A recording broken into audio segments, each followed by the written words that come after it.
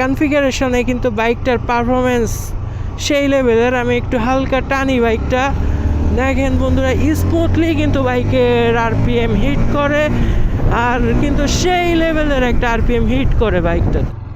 Hello বাংলার মানুষজন, কি অবস্থা সবার, কেমন আছেন সবাই?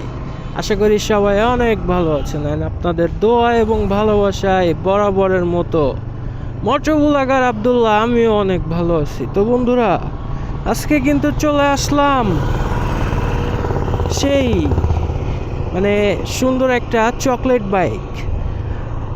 Bike hero thriller.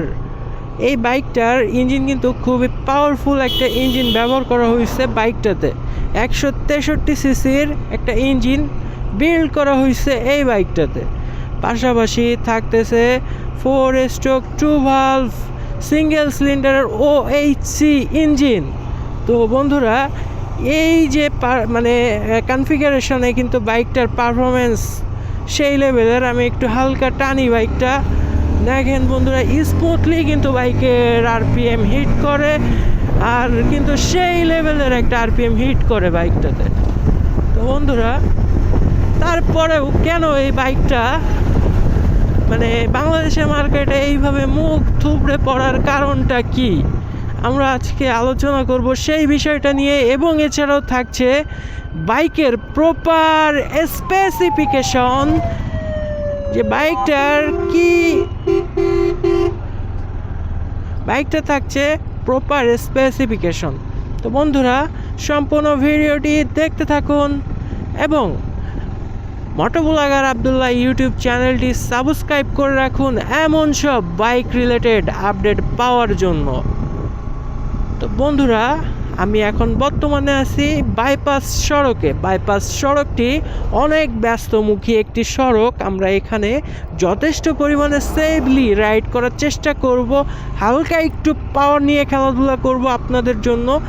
জাস্ট একটু বাইকের পাওয়ারটা আপনাদেরকে ইনিশিয়ালি একটু দেখাবো, বাইকের পাওয়ারটা কেমন কাজ করে জাস্ট ফিল করেন বন্ধুরা। বাইকটা এখন আছে 3 গিয়ারের, জাস্ট 71 উঠে গেছে 77। স্টিল না, আমি অত বেশি হিট দিব না, জাস্ট একটু নর্মাল একটা রাইড দিচ্ছি আপনাদের জন্য।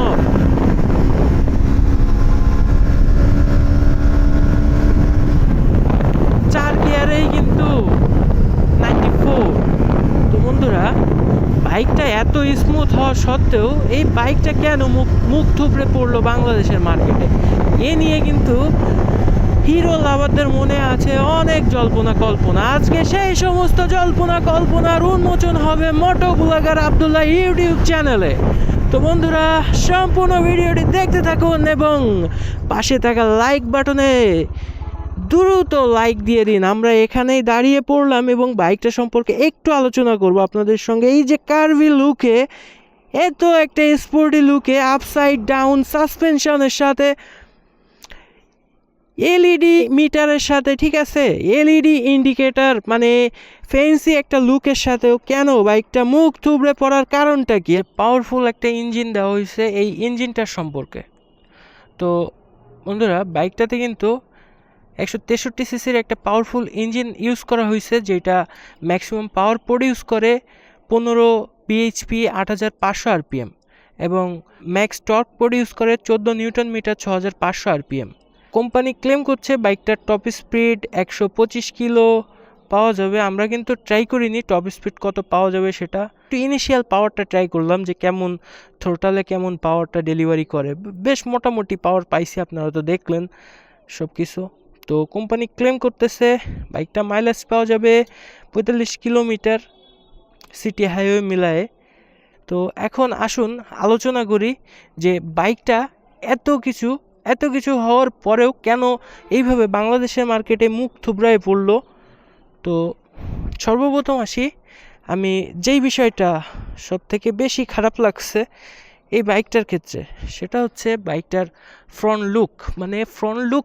এই জায়গাটা থেকে এই জায়গাটুকু ভালো লাগলেও ফ্রন্টের এই উপরের যে লুকটা, এই জায়গাটুকু কিন্তু অতটা আই ক্যাচি হয় নাই। এইখান থেকে দেখলেও এই সাইড দিয়ে দেখলেও, আবার যদি ড্যাশবোর্ডের থেকে দেখেন, এইখান থেকে ককপিট থেকে যদি দেখেন, তো এইখানের ভিউটাও এই মিটার অ্যান্ড এই সাইডের ড্যাশবোর্ড এই সব কিছু মিলায়ে এইখানের ভিউটাও কিন্তু অতটা অ্যাগ্রেসিভ লুক এইখানে মানে প্রেজেন্ট করতে পারেনি হিরো কোম্পানি। আমার মনে হয় আই থিঙ্ক এই কারণেই এই যে হিরো বাইকটা মুখ থুবড়ায় পড়ছে বাংলাদেশের মার্কেটে। তো এই গেল প্রথম যে বিষয়। দ্বিতীয় বিষয় কি বলবো, এই বাইকটার তো আমি খারাপ কোনো দিকই খুঁজে পাই না।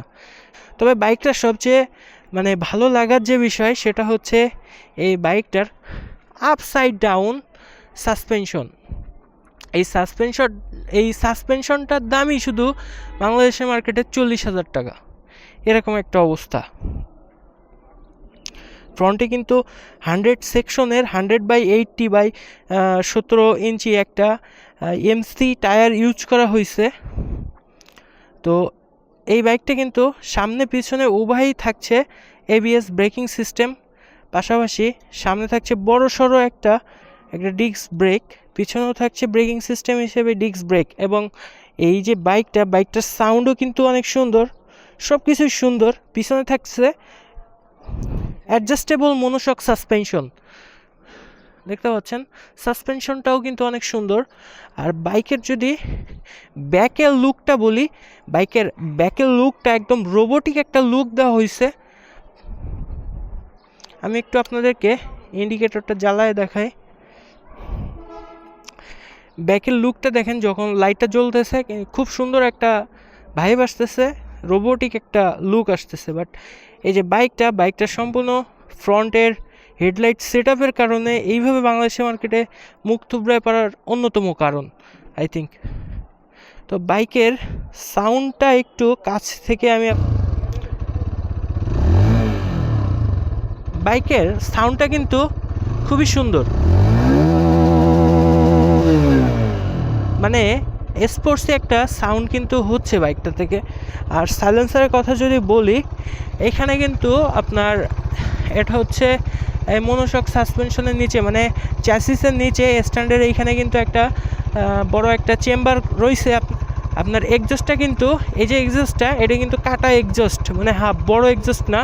তো এই সব কিছু ওভারঅল মিলায় এক্সজস্টের লুকিংটা কিন্তু গর্জিয়াসই লাগতেছে আমার কাছে। ফুটপ্যাকগুলা স্টিলের, মানে স্টিল না অ্যালুমিনিয়াম মেবি, যাই হোক ফুটপ্যাকগুলো সুন্দর, ফ্রন্টের ফুটপ্যাক।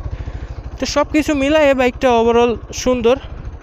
আর বাইকটা কিন্তু আরেকটা জিনিস আমার খারাপ লাগছে, সেটা হচ্ছে বাইকের হর্নটা।